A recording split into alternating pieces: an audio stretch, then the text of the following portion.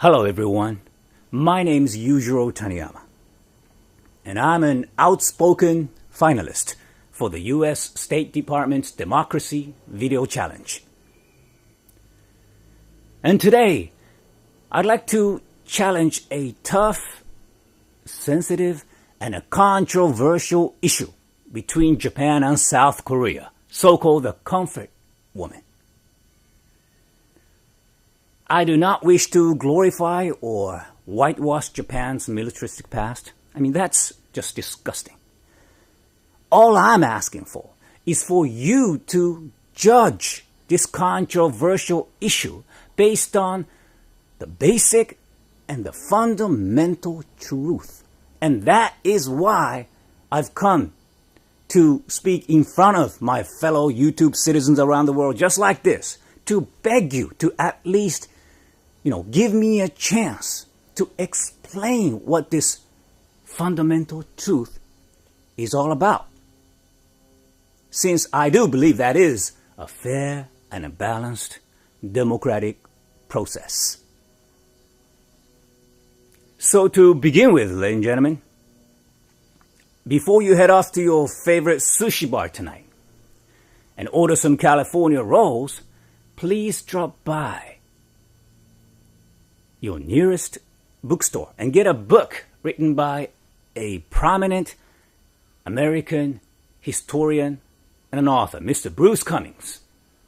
In his book, Korea's Place in the Sun, Mr. Cummings mentions that many women were mobilized to serve as prostitutes by Korean men. I repeat, I didn't say this, Mr. Cummings did. Many women were mobilized to serve as prostitutes by Korean men. You must be pretty surprised because I guess this is not what you've learned in the past. Probably you've learned that the Darth Vaders on the dark side of the Japanese were the Japanese soldiers who kidnapped thousands of Luke Skywalkers or Korean women and turned them into sex slaves. But unfortunately, that is not true. Let me ask you a question, ladies and gentlemen. On what basis do we simply decide that these so-called comfort women were former sex slaves who were kidnapped by the Japanese army, especially when a bright man like Mr. Cummings has already mentioned in his book that these so-called comfort women were recruited by Korean men?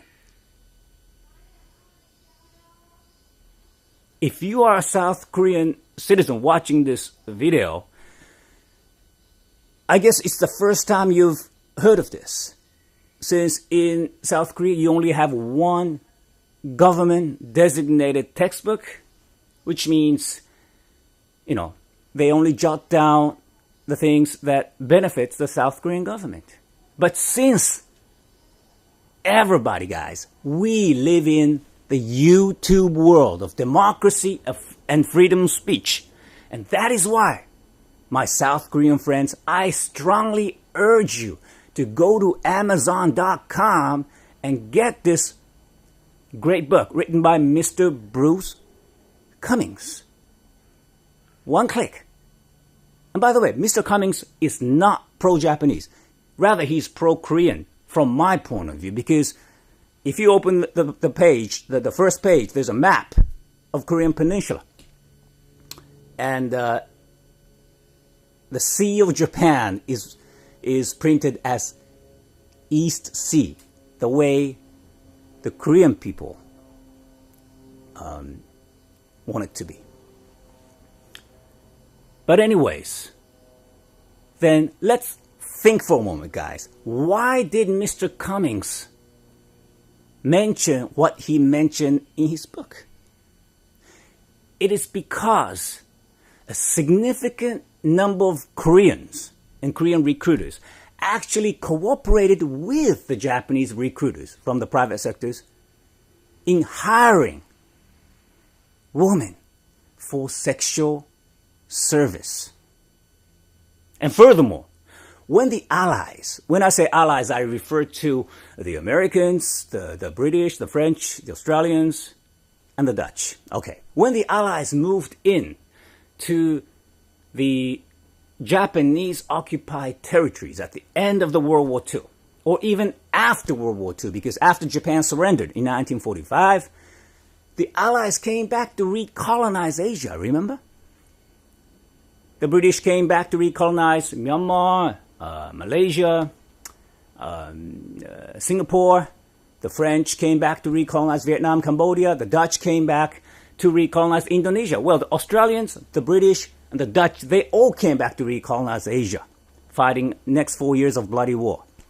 But anyways, in this speech, let me focus on the point that when the Allies moved into the Japanese occupied territories at the end of the World War II, they too, ladies and gentlemen, they too were pretty much eager to enlist the comfort woman for further service. And that is why this disgraceful history of comfort woman is not simply about the victims belonging to one nationality and the victimizers to another.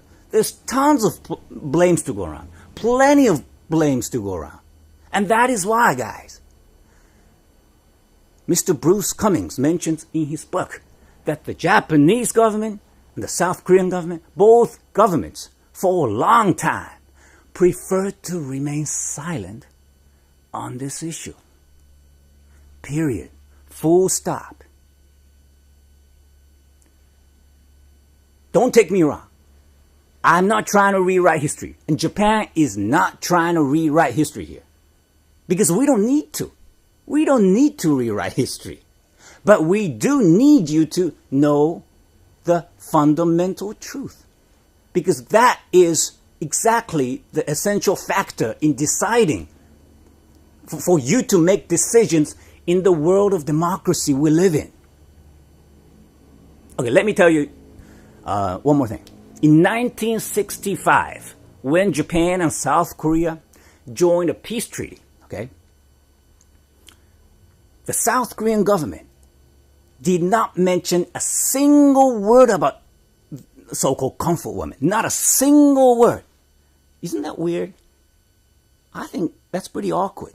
Because if the Japanese army had actually kidnapped 200,000, that's huge, ladies and gentlemen, 200,000 Korean comfort women and turning them into sex slaves, like the South Korean government today is claiming. I mean, why didn't Park Chung-hee, then South Korean president back in 1965, why didn't Park Chung-hee mention a single word about it? It doesn't make sense if you're human 20 years after the war, 1965. It is because Mr. Park Chung-hee, he knew that these comfort women were well-paid sex workers. I mean, can you please think up of any other reason that makes sense? Furthermore, the two countries signed a peace treaty in 1965, and it officially ended the possibility for further claim against Japan. And in return, the South Korean government received direct grant of $300 million US plus $200 million US as a loan, and furthermore, another $300 million US as an investment from a private sector, a private company. I mean, this is 1965 USD, ladies and gentlemen. It was huge amount of money, especially for a poor country like Korea back in the 1960s. They were really poor, you know. Many Koreans, that's what they immigrated to America. And many, Korean Americans are in America today. But anyways, the fact is that the Japan and the South Korean government in 1965 signed a peace treaty. The South Korean side did not mention a word about so-called comfort woman, and this peace agreement officially ended the possibility of any further claim on behalf of the Korean side. Any further claim against Japan. Period. Therefore, this recent, these claims by the South Korean government saying, "Oh, apologize, Japanese government, and pay money, blah, blah, blah." I mean, it is totally a nonsense, a fallacy, and a violation of international agreement, or international law, may I call it. Because it was an official agreement between the two nations back in 1965.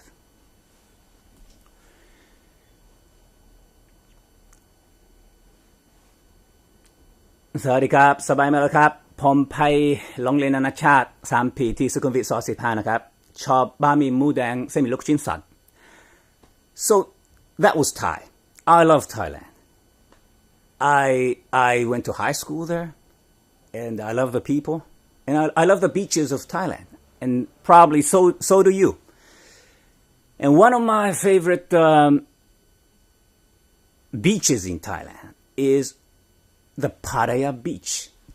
Probably you know about it. Some of you've already been to Pattaya Beach and done some parasailing and things. However, not many people today, I mean almost none, know that Pattaya Beach used to be an R&R paradise, meaning recreation and the relaxation hub for the American soldiers fighting the Vietnam War in the 60s and the 70s, which means that Pattaya Beach became big and famous as it is today, since the women who were in Pattaya Beach then offered sexual service to the American soldiers. War and sex has always been like a hand in glove in the history of mankind, guys. And comfort woman is no exception. No big deal. No big fuss whatsoever in the history of mankind. However, guys, why is it that it is always and only this comfort woman issue that just popped up 50 years after the war? The Japanese military kidnapped thousands of innocent Korean women and turned them into sex slaves? Why is it that it's only the comfort woman that's become such a big issue? Especially when a bright man like Mr. Bruce Cummings, an American historian, has mentioned in his book that many women were mobilized to serve as prostitutes by Korean men. But the world sees it as it was all the blame goes to the Japanese army. Why is it that this comfort woman issue is so big? I mean, it is the only issue regarding war and sex in this 21st century today. I'll tell you why. The answer is simple. It is simply because, ladies and gentlemen, the Japanese government was and is nothing but a total idiot. Full stop.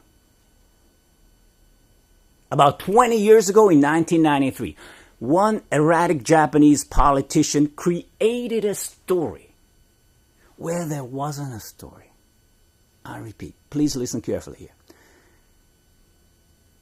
Around 20 years ago, one erratic Japanese politician in the Japanese government, he created a story where there wasn't a story.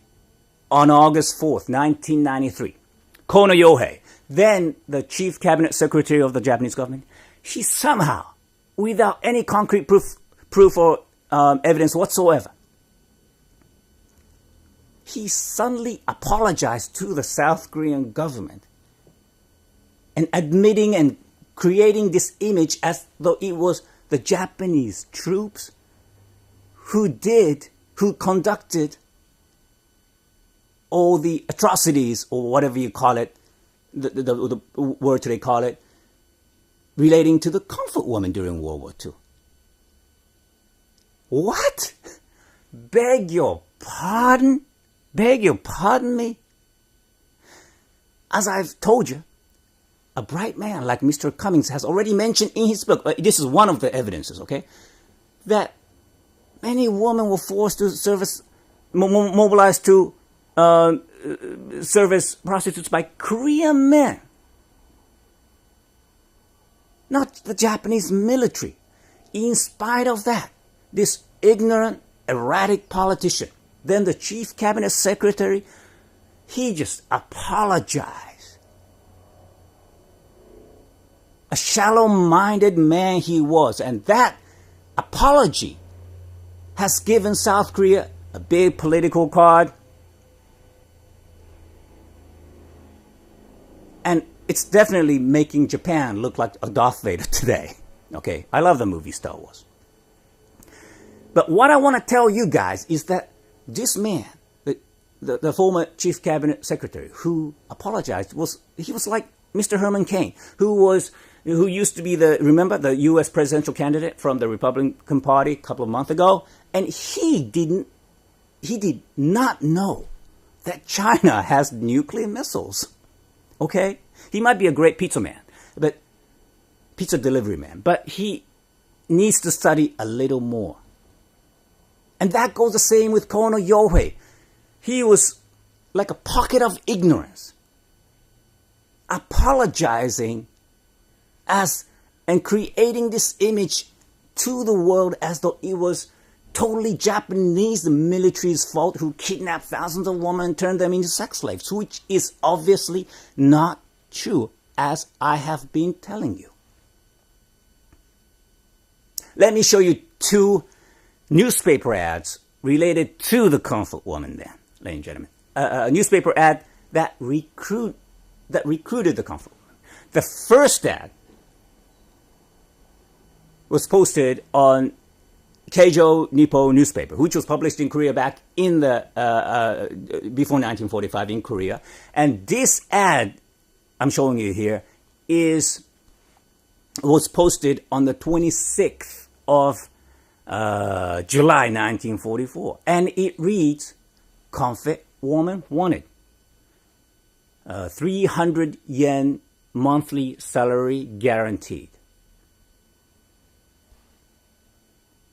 When a normal, average factory worker could only earn around 20 yen a month back then, this 300 yen salary, it meant around 15 times more than an average pay. That was a quick buck, a quick grand, ladies and gentlemen. Let me show you one more newspaper ad, okay? This ad right here it was posted on the Mainichi Nippo newspaper, which was also published in Korea before 1945. And this newspaper ad, was posted on the 27th of October, 1944. And it reads, "Comfort woman wanted, ages from 18 to 30. If you're interested, come for a job interview from between the 27th of October and 8th of November, 1944. So guys, as you see, these two ads are no different from any other ads we see today recruiting sex workers. For example, on Craigslist or in any sort of yellow tabloid newspaper in your country today. And that is why Mr. Cummings had mentioned in his book that they were recruited, not kidnapped for God's sake, recruited, and that by Korean men. You know, it is totally ridiculous to blame this whole issue on the Japanese army, when in fact, ladies and gentlemen, let me explain to you in a more simple way. What was Japan doing during the World War II? Or 1944, 45, 43, 42? That's right, they were fighting war against America and Britain. Well, England, they surrendered really fast. But anyways, they were fighting war, Japanese military. They had no time to run a sex parlor. Are you joking? That is why it was a sex business that was ran by the Japanese Yakuza tick recruiters who cooperated with the Korean Yakuza tick recruiters. Okay? The Korean recruiters cooperated with the Japanese in hiring these women, as Mr. Cummings has mentioned in his book, Amazon.com. Okay? And to further give you an evidence, guys, the South Korean government, even today, is searching for the descendants or the grandchildren or the great-grandchildren of those Koreans who cooperated with the Japanese before 1945. And you know what? They suddenly give you a call. And they tell you, excuse me, your grandpa or great-grandpa had cooperated with the Japanese in recruiting comfort women before 1945. Therefore, you are convicted. Your whole bloody family is convicted. And you'll be deprived of your assets, your house, your land, blah, blah, blah, blah, blah. According to the South Korean law. It's a legitimate act in South Korea. South Korea is a scary country, ladies and gentlemen. Those guys who, the descendants of the great-grandchildren of those Koreans, who cooperated with the Japanese, they don't owe any responsibility. So do we, the Japanese today, today's generation. We love Pokemon. We love Naruto. We love Pocket Monster and everything. The PlayStation Wii, whatever. Why? I mean, I don't know why I'm saying this, but the fact is that the Koreans, young Koreans today, are being convicted because their grandpa, great-grandpa had cooperated with the Japanese. And that includes the recruitment of comfort women as well, of course. What was the Japanese army doing? We were fighting war, guys. They didn't have time to run a sex parlor, for God's sake. They were fighting war. Of course, it was the Japanese soldiers who actually had sexual intercourses with these so-called comfort women.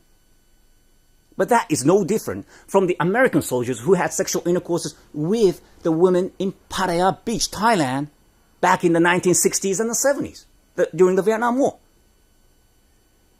However, as I've been telling you, thanks to this apology, this incomprehensible apology made by the former Chief Cabinet Secretary back in 1993, August 4th, this man did not even study well, anyways, thanks to that apology he made 20 years ago, it's been like what do you say? It was definitely a suicide bomber. We are fighting a losing war here, guys, the Japanese, because of that single apology by the ex-Chief Cabinet Secretary 20 years ago. And he was, as I said, he was Herman Cain of the Japanese government. He was a pocket of ignorance. He should have studied before he had made that statement. But anyways, thanks to his apology, the South Korean government, they've succeeded, guys. Oh yeah, they've succeeded in creating this horrific image that the Japanese army were like Darth Vader's horrific image, that they were like Hitler who sent 6 million Jews to Auschwitz. I mean, I am sorry, but these two issues are totally different issue. The Jews sent to the Auschwitz or the Birkenau, they were victims, total victims. But the comfort women, they were paid, ladies and gentlemen. They were paid. However, the South Koreans or the South Korean government is trying to mix it into one. I mean, treat the both issues as though they belong to the same planet. I mean, that is why I feel this issue is very much politically motivated, especially it came out 50 years after the war. It suddenly came out 50 years after the war. And the Herman Cain of Japanese government apologized, blah, blah, blah, blah. It's a losing war here, guys, on behalf of the Japanese side. But you know what? About 5 months ago, in April this year, end of April, I personally visited the Auschwitz, Poland, Birkenau, and to send my humblest and the most sincerest prayers to those 6 million Jews in Birkenau, in Auschwitz. But I'm sorry, but the comfort woman, I know that from the human rights point of view, the ethical point of view today, we value human rights very much in this 21st century. I'm totally with you. But, of course, from the human rights point of view, my deepest sympathy goes with those so-called comfort women, Korean comfort women, who came out and disclosed their unfortunate past 50 years after the war. However, guys, it does not change the fundamental, the basic fundamental truth of history, that they were sex workers who received decent amount of money, 300 yen, when an ordinary factory worker received only 20 yen in return for sex service. And you know what? There is this notion, or many people believe that, especially the Western journalists, if you're watching this, or I don't mean to challenge you, but I have a question for you, okay? I did ask you before that, on what basis do we decide that these so-called comfort women were forced sex slaves by the Japanese government, especially when a bright man like Mr. Cummings has already mentioned in his book, they were not. They were recruited, many of them were recruited by Korean men. We are already off the track here, off the fundamental truth, okay? And furthermore, I want to ask you one more thing. If you Google comfort woman today, you see the journalists are jotting down on their blogs or whatever that it was a forced sex slave. This sex slave, the term sex slave it's everywhere on this planet today, unfortunately, from the Japanese side. But on what basis are these Western journalists writing? You know, why are they, on what grounds are they writing that they were forced sex slaves? Probably, no doubt, they're writing it because they blindly trust, blindly accept every single word that has been spoken by the ex-Korean comfort woman. But if you want to look into history in a fair and balanced manner, just like the Fox News, fair and balanced, there has to be an evidence or a proof that backs up these testimonies. Otherwise, humans, I don't want to say this, but anybody who looks innocent sometimes becomes evil. They stab people and murder them to death. You never know. Okay? Of course, from the human rights perspective, my sympathy goes with those ex-comfort women. But I don't want to tell you that isn't it a little, it will lead to some jeopardy to blindly trust these confessions of these women in the late 80s or 90s who came out 50 years after the war. It's like you call an Aflac 50 years after your house was burnt down saying, excuse me, can you compensate me? Okay, of course, it's not the same thing, but I have this image like that. For example, one of the ex-Korean comfort women, Kim Hak-sun, She confessed that she was forced back in 1991. However, ladies and gentlemen, the professor of the Seoul University, Professor An Byung-jik, he has stated already in the past, after that, that many comfort women are testifying that they had been forced. However, neither in Japan nor South Korea, not a single evidence exists to prove it. I didn't say this. The Professor An Byung-jik of Seoul University said it in 2006. He also mentioned, Mr. An, that we ought to know that the falsification has been conducted by, in some means or the other, by these so-called comfort women. And that Mr. Professor An also stated that it is totally unthinkable that these women were forced unconditionally. Period. I mean, why on earth did the Japanese military have to force these women? I mean, they didn't have to, because they were paid, well paid, ladies and gentlemen.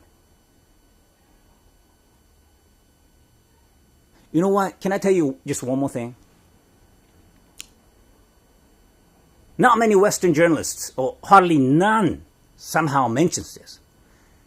But there were actually quite a few, a lot of Japanese comfort women during World War II. But you know what? Not a single one of them, not a single one of ex-Japanese comfort women has ever demanded an apology or compensation towards the Japanese government. And you know why? Because they knew and they know that they were sex workers who earned quick grand in return for sex service. Period.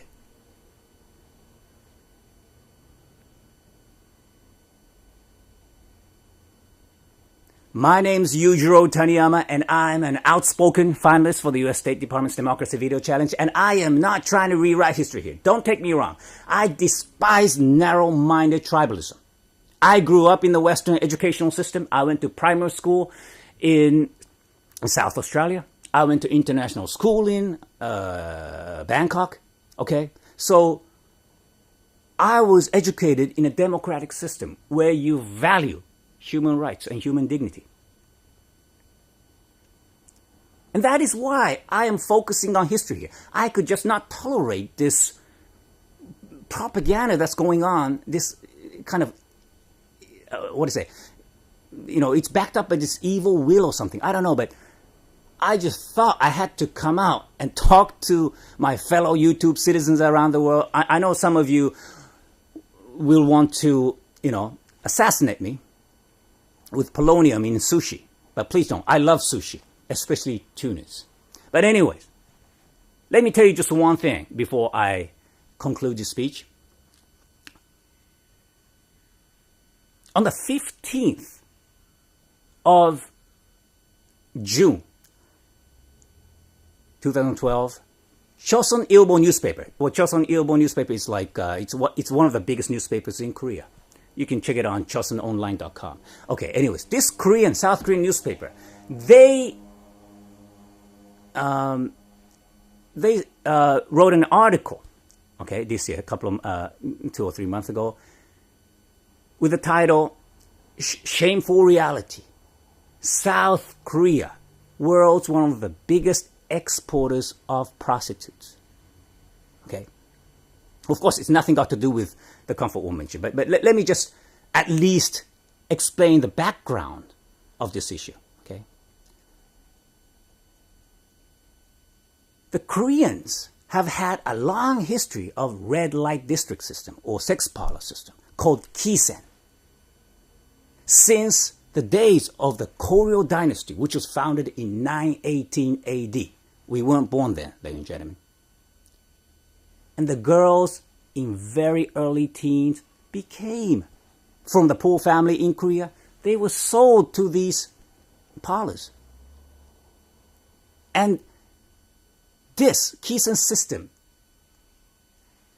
had lasted until just 8 years ago, 2004.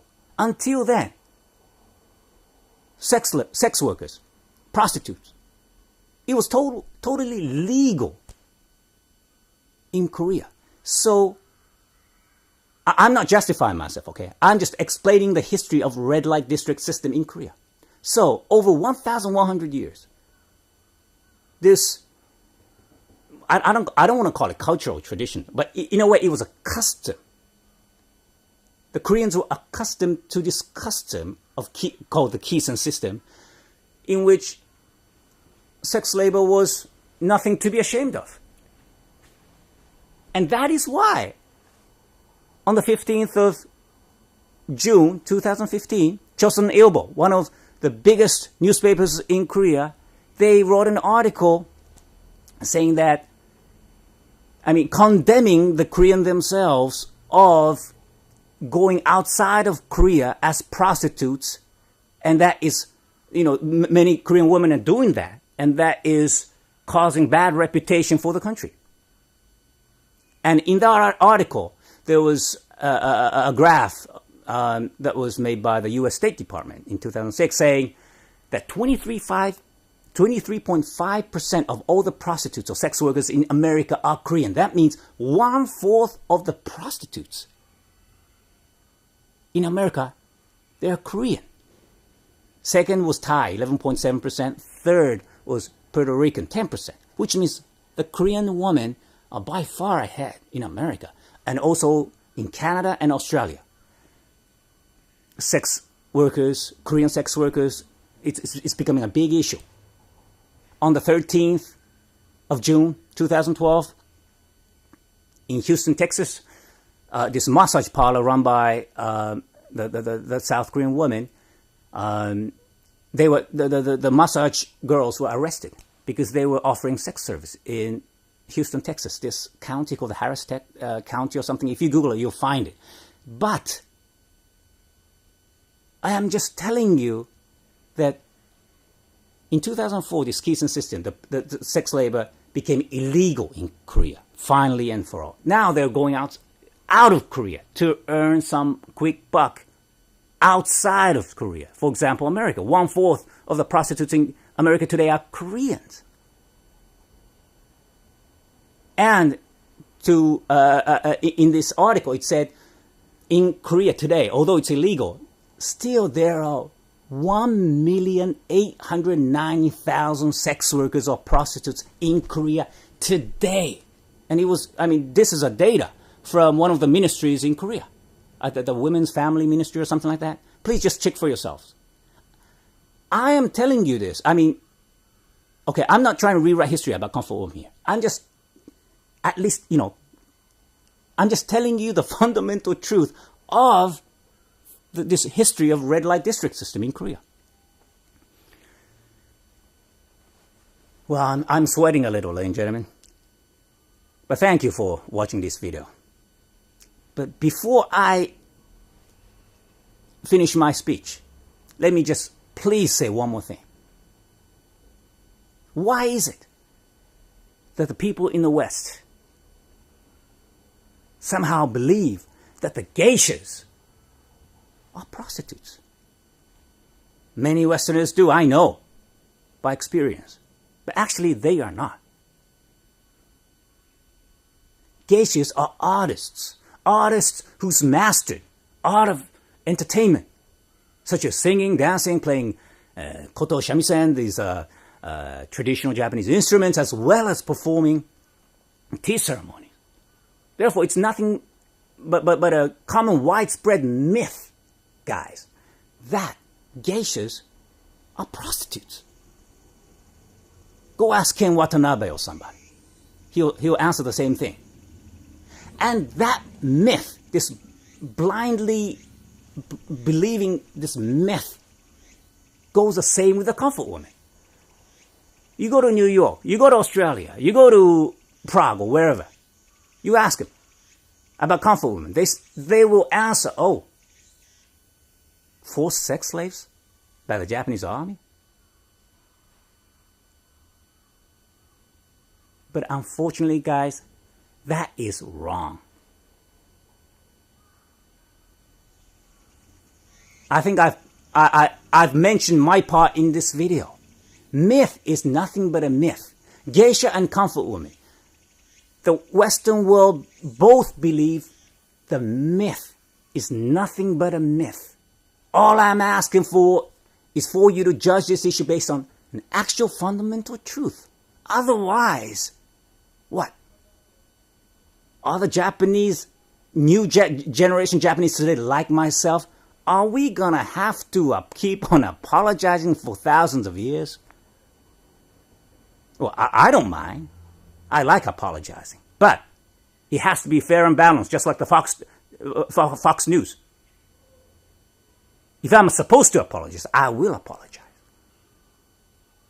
But I do want you to know, ladies and gentlemen, that this recent claim that 200,000 Korean women were abducted by the Japanese army and turned into sex slaves, it's been claimed by the South Korean government, the Korean Americans in America, as well as Mike Honda, the congressman in the U.S.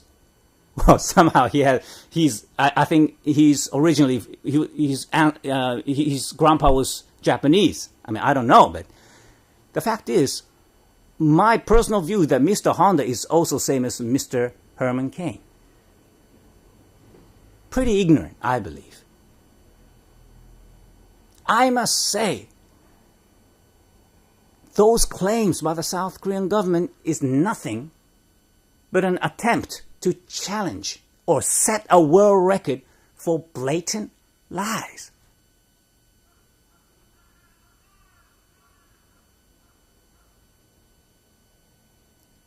We have to focus on the truth. Otherwise,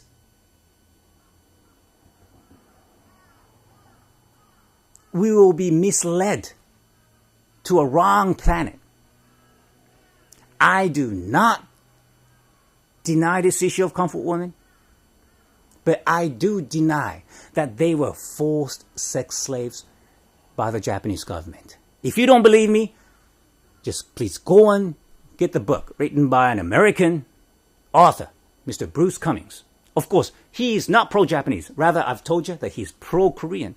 But in spite of that, even Mr. Cummings mentions that many women were recruited by Korean men.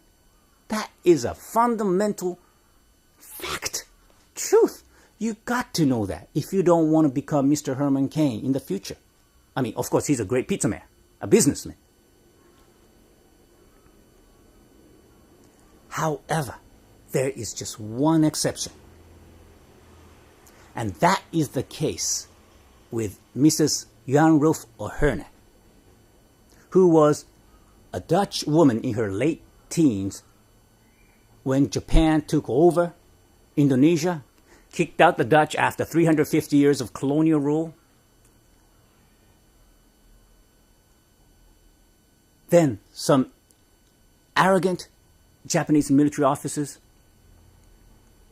set up a brothel in Indonesia, sex parlor, and forced Mrs. Jan-Rolf O'Herne and her Dutch peers to work as sex slaves. This was totally conducted by the Japanese military. It was a total violation of human rights, human dignity, and no words are simply sad enough to express the agony and the emotions they had gone through. However, that's not the end of the story. When the high-ranked Japanese military officer, Lieutenant Colonel, Odajima, he flew from Tokyo and found out about this brothel, okay, which started in February 1944. Okay, when the lieutenant colonel found out about this brothel, he immediately ordered the shutdown of the brothel, and those in charge were later punished under the international law and were convicted. Therefore, Mrs. Yanraf Oferne and her peers were forced to work as sex slaves by the Japanese military in Indonesia for 2 whole months. It must have been tough. It was a total violation of human rights. They were the victims. And this Mrs. Yanraf Oferne issue is significant since it demonstrates that the Japanese army did not accept any sort of forced sex labor during World War II. And that is why they shut it down the moment they found it out. Lieutenant Colonel Odajima, he ordered the immediate shutdown. And those in charge were later punished under the international law. Some say they were hanged. Please check the rest of the history for yourselves. But I do want to say that this Mrs. Yanraf Oferne issue, case, it is decisively important since in interpreting what happens when the military finds out when a woman had been forced.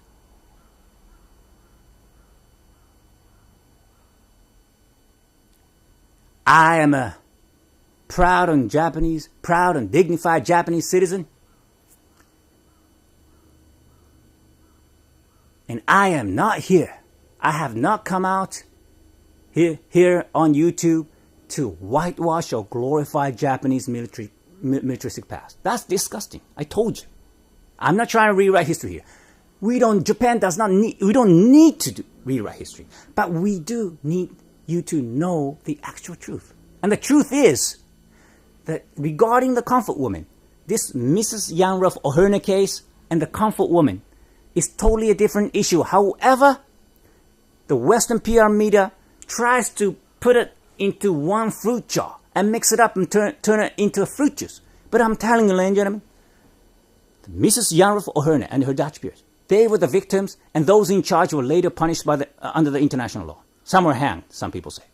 However, comfort women, they were paid prostitutes, and they were not the victims of sex slavery. That is the stance of the majority of Japanese today. That's what I believe. At least. Because as I told you, there were tons of Japanese comfort women back then. They received decent amount of money, but they haven't demanded an apology or compensation.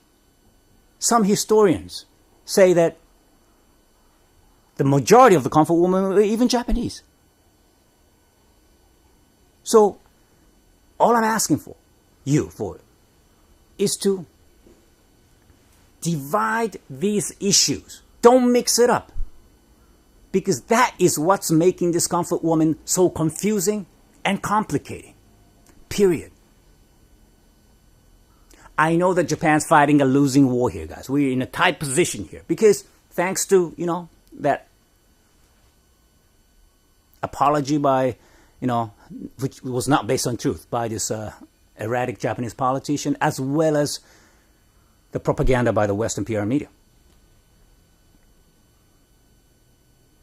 But lastly, I do hope that this little speech of mine I'm making right here in front of you will reach the conscience of some of you before the whole world is brainwashed by the Western PR and media like it happened 10 years ago, around 10 years ago in 2003, Iraq War, WMD, weapons of mass destruction. When Saddam Hussein was found in this rabbit hole in Tikrit, Iraq, in 2003, I think it was December, looking like Colonel Sanders of Kentucky Fried Chicken, did he possess weapons of mass destruction? Ladies and gentlemen, did he? As the Western PR media had said. And that is why the Nobel Prize winner for anti-apartheid, Archbishop Desmond Tutu, he recently stated and criticized the Western power politics as double standard, saying, why doesn't Mr. Tony Blair and Mr. George W. Bush, why aren't they sent to Hague, the International Court of Justice, and tried for the blatant lies they made during the Iraq War, WMD? Mr. Desmond Tutu, Archbishop, he's saying that it's always been the African peers and the Asian peers who are always sent to this International Court of Justice. And they're tried, and many of them convicted. But concerning the Western leaders, it seems there's a different standard, a double standard. They are never taken. The winners of World War II, I guess, they're never taken to the place of justice. And when I read that article of those statements by Archbishop Desmond Tutu, I strongly felt an urgent need to come out in the public to let you know the fundamental truth of history before the whole world is totally brainwashed by something that is not true. My deepest sympathy, I repeat, my deepest sympathy goes with those ex-comfort women who came out disclosing their unfortunate past. But that is a different issue. I'm asking for truth here. And the final decision is up to you, ladies and gentlemen. Some of you probably you want to put polonium into my sushi. But we live in a democratic world, ladies and gentlemen. We have to solve this issue in a fair and balanced manner. And I do hope, lastly, that some of you will read the fundamental truth from my very lips. Thank you very much.